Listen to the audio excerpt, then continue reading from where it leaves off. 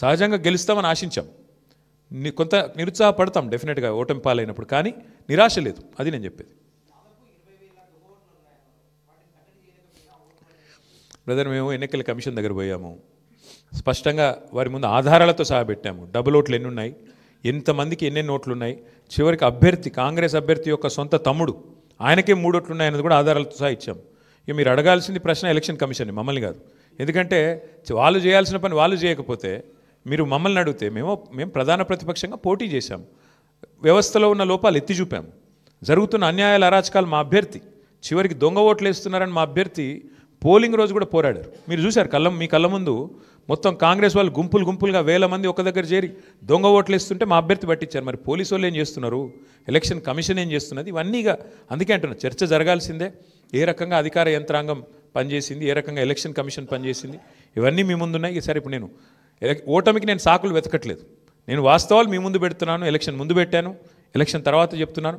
ఏదేమైనప్పటికీ మేము మాత్రం డెఫినెట్గా ప్రజల్లో ఉంటాము, ప్రజలతోనే ఉంటాము, ప్రజాక్షేత్రంలో ప్రజల సమస్యలే ప్రధాన ఇతివృత్తంగా ముందుకు పోతాం, ప్రజల కోసం పోరాడుతూనే ఉంటాం, ముందుకు పోతూనే ఉంటాం. Thank you.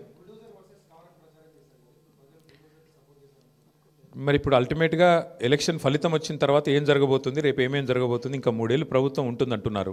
సో మరి ఆ 3 ఏళ్ళు ఏం జరగబోతుంది చూద్దాం. ఎందుకంటే అల్టిమేట్గా ఈ ప్రభుత్వం తన వైఖరి ఏమైనా మార్చుకుంటుందా, మార్చుకోదా, మళ్ళీ శని ఆదివారాలు పేదల కొంపలు కూలగొట్టే పని చేస్తూనే ఉంటుందా చూస్తాం. మేము చూస్తాం, మీరు చూస్తారు. ప్రధాన ప్రతిపక్షంగా మా పాత్ర మాత్రం మేము బలంగా పోషిస్తాం. ప్రజల్లో మాత్రం ఎక్కడా తగ్గకుండా ప్రజల తరపున మాట్లాడుతూనే ఉంటాం. ఈ విషయంలో మమ్మల్ని ఏ రకమైన వారు ప్రయత్నాలు చేసినా మా గొంతు మాత్రం నొక్కలేరు, ఇది మాత్రం పక్కా. ఇప్పుడు మీరు చూస్తే పశ్చిమ బెంగాల్లో బీజేపీ నుంచి పోయి ఆయన ఎమ్మెల్యే గారు ముకుల్ రాయ్ అని తృణమూల్ కాంగ్రెస్లో చేరారు. హైకోర్టే కొట్టేసింది, ఆయన డిస్క్వాలిఫై చేసింది. మరి పశ్చిమ బెంగాల్లో జరిగింది ఇక్కడ కూడా జరుగుతుందని మేము కూడా ఆశిస్తున్నాం. ఎందుకంటే న్యాయమే కదా, యాంటీ డిఫెక్షన్లా దేశమంతా ఒకటే ఉంది, బెంగాల్కు వేరే లేదు, తెలంగాణకు ఇంకోటి లేదు. కాబట్టి మేము కూడా ఆశిస్తుంది ఏంటంటే ఇక్కడ కూడా 10 ఉప ఎన్నికలు జరుగుతాయని ఆశిస్తున్నాము. అయితే ఇక్కడ గమ్మత్ ఏంటంటే ఒక్క ఉప ఎన్నికకే మరి ఇంత అపసోపాలు పడ్డారు కాంగ్రెస్ వాళ్ళు. మరి 10 ఉప ఎన్నికలు వస్తే వాళ్ళకి ముచ్చెమటలు బట్టి మరి రాహుల్ గాంధీని, ఇంకా ఇందిరాగాంధీని, ఇక సోనియా గాంధీని అందరినీ దించుతారేమో చూడాలి. కాబట్టి మేమైతే ధైర్యంగా లోకల్ బాడీ ఎలక్షన్ వచ్చినా ఉప ఎన్నిక వచ్చినా అన్నీ ఎదుర్కొంటాం. మాకు కొత్త ఏం కాదు, ఇది 2001 నుంచి కొట్లాడుతూనే ఉన్నాం, భవిష్యత్తులో కూడా కొట్లాడతాం. మాకు ఎన్నికలేం కొట్లాడడం కొత్త కాదు, గెలుపులు ఓటములు అన్నీ చూసాం మేము, ఆ స్థితప్రజ్ఞత మాకుంది. మరి కాంగ్రెస్ వాళ్ళు ఒక్క దెబ్బకే ఒక్క ఉప ఎన్నికకే ముఖ్యమంత్రి కాలికి బల్బం కట్టుకొని వెంకటగిరి బస్తీలలో కూడా తిరిగిండు. మరి 10 ఉప ఎన్నికలు వస్తే మరి ఏం చేస్తారో చూడాలి. Thank you. అవును, ఎవరన్నారు? నీకు పేపర్ లీక్ అయిందా? నేనేమంటా, వస్తే కొట్లాడతాం, ఏమున్నది బ్రదర్ అలా. ఇప్పుడు అల్టిమేట్గా కంటోన్మెంట్ ఉప ఎన్నిక ఒక అసాధారణమైన పరిస్థితిలో జరిగింది, అందులో మాకు 3వ స్థానం వచ్చింది. ఈరోజు మరి ఈ ఎన్నికల్లో మేము గౌరవప్రదంగా మాకు దాదాపు 38-39% ఓటింగ్ వచ్చింది. 38-39% ఓటింగ్ అంటే కూడా తక్కువేం కాదు ప్రతిపక్షంలో. సరే, సహజంగా పోటీ చేసినప్పుడు గెలుస్తామనే కొట్లాడతాం, గెలవమని ఎందుకు అనుకుంటాం?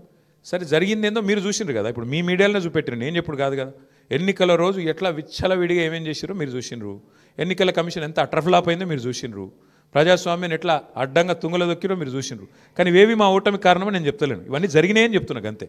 ప్లస్ ఒక్కొక్కరికి ఎన్నెన్ని ఓట్లు రాయించిండ్రు అది కూడా చూసిండ్రు. కాబట్టి ఇన్ని ఉన్నాయి కాబట్టి నేనేమంటున్నా అంటే దీని మీద చర్చ జరగాలి, భవిష్యత్తులోనే చర్చ జరగాలి. ఏదేమైనప్పటికీ we are thankful to the people of Jubilee Hills. We are certainly thankful to the people of Telangana for continuing to affirm their faith in the leadership of KCR Garu. We will fight on public issues, we will fight on all people's issues till such time as KCR Garu once again leads the state of Telangana, and we will continue to do our job as the principal opposition. Thank you. Congress మీకు కనబడతానే ఉంది కదా brother, last 3 days వచ్చి హడావుడి చేసి ఎవరికి సహకరించినా మీకు కనబడతానే ఉంది. RS brothers బాగానే వర్కౌట్ అయినట్టుంది, ఆర్ఎస్ బ్రదర్స్ యొక్క మంచి సహకార మిత్రమండలి ఏదైతున్నదో బాగానే వర్కౌట్ అయినట్టుంది. మరి చూడాలి, మిగతా విషయాలన్నీ మీరు విశ్లేషించండి. ఇక మీరు ఉన్నారు కదా, మరి రేపు ఎల్లుండి మీరేం రాస్తారు అన్నీ మేమే చెప్తే. Thank you.